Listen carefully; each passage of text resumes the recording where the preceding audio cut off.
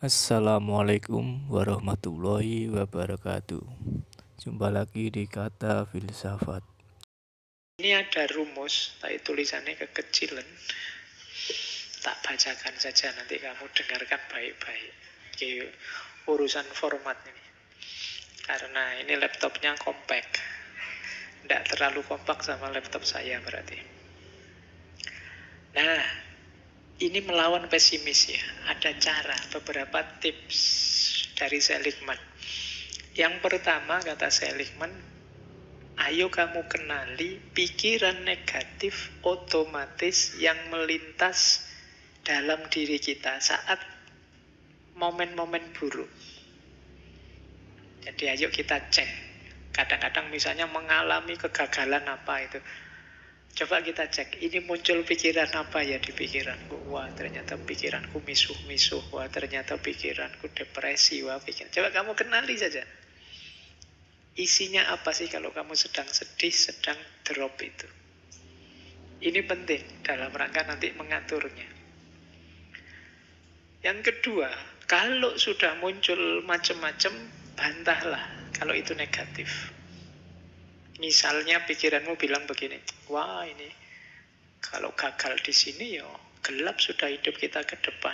Nah, segitu. Bantahlah, tunjukkan. Allah teman kita yang sana lebih gagal, lebih susah lagi. Tapi yo seneng saja hidupnya, ngapain. Itu namanya memberi counter example, beri contoh lawannya. Biar tidak terlalu drop kamu. Ya, boleh contoh simbah-simbahmu dulu. Wah ini kuliah saya kok kelihatannya mau gagal. Alah simbahmu dulu tidak kuliah juga seger waras sampai usia 80-90 misalnya. Nah ini namanya membeli counter example. Biar kamu tidak terlalu pesimis. Oh banyak orang besar itu sekolahnya juga gagal. Ada yang tidak naik kelas, ada yang tidak lulus. Tidak apa-apa, santai saja lah. Nah ini dalam rangka apa? Mendinginkan pikiran buruk. Yang ketiga, kalau sudah kamu bisa memberi contoh lawannya, itu kan kamu tidak terlalu drop lagi kalau sudah ngerti. Banyak juga sih contoh. Kamu usia sekian kok tidak nikah-nikah. Wah, ada banyak contoh ini. Itu juga tidak laku sama kayak saya, santai saja lah. Dan mereka juga masih bisa bahagia, gembira. Yang ketiga, beri atribusi yang berbeda dari yang disebut oleh pikiranmu.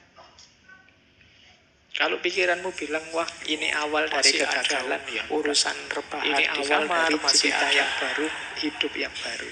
Nah itu lebih positif.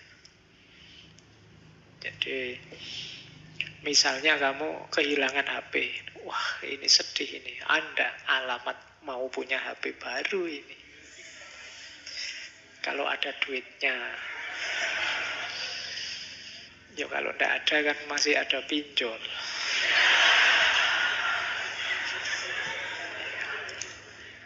Itu andalanmu sekarang, siap-siap kamu dikejar-kejar nanti.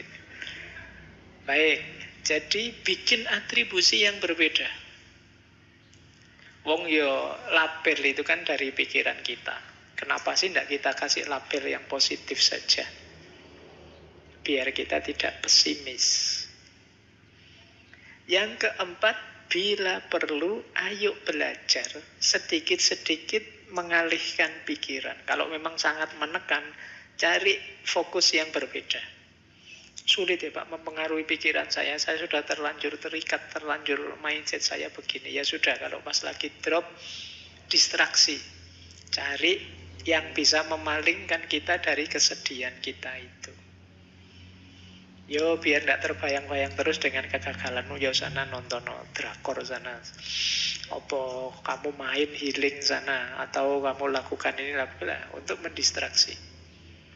Biar tidak mikir kesedihanmu saja, ya kamu mikir kesedihannya bintang-bintang film itu. Biar tidak apa-apa. Yang penting bisa mendistraksi sementara. Karena orang itu kalau muleng saja di situ, berat hidupnya. Biar saja kamu nyari katarsismu sendiri, ya dengerin musik kah, nonton film kah, sholat kah, ibadah kah, monggo. Nah, mungkin wah saya saatnya ngaji, alhamdulillah sudah tobat. Saatnya saya ibadah, Pak. Mungkin Allah menegur saya. Wis alhamdulillah kalau kamu bisa begitu.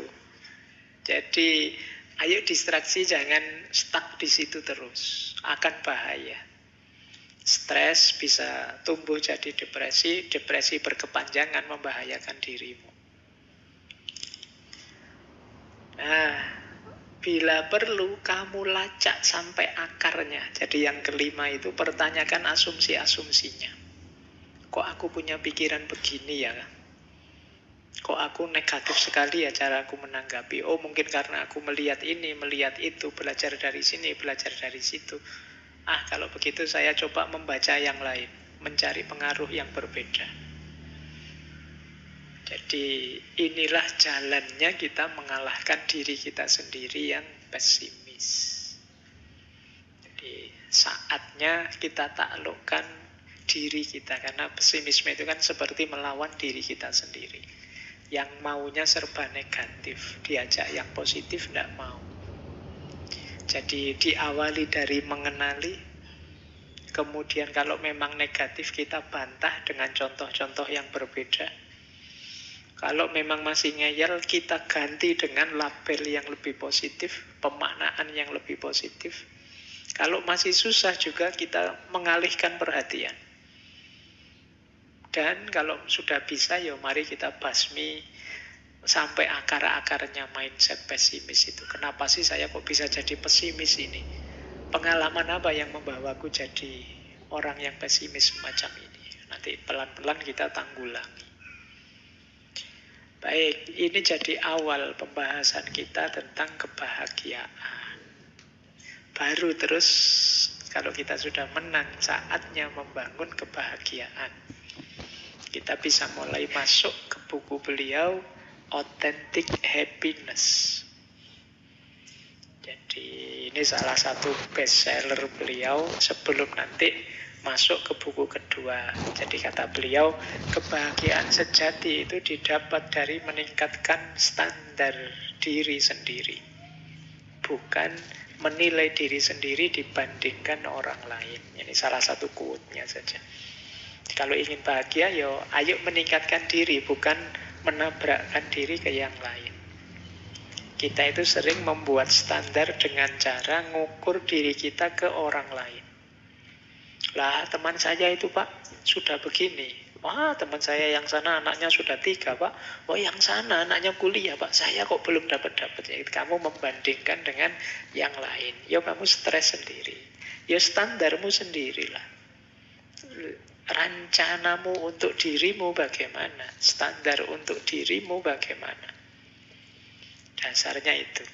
Cuma ini quote-nya saja. Yuk kita masuk ke teorinya tentang authentic happiness, kebahagiaan yang otentik, meskipun nanti dikembangkan lagi. Ini kita sebut saja qaul qadimnya.